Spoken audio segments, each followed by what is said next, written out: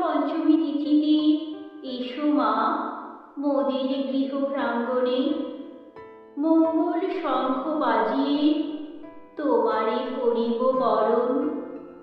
পুষ্প চন্দনের সৌরভে চারিদিক আমোদিত, তারই মাঝারে তুমি হংসপৃষ্ঠ পরে অধিষ্ঠিতা। সুরমূর্ছনায় জগৎ ভাসিয়ে গীতিপ্রিয়ার আগমন, ডাক দিয়ে যাই সকলেরই করি আবাহন, সকলেরই করি আবাহন।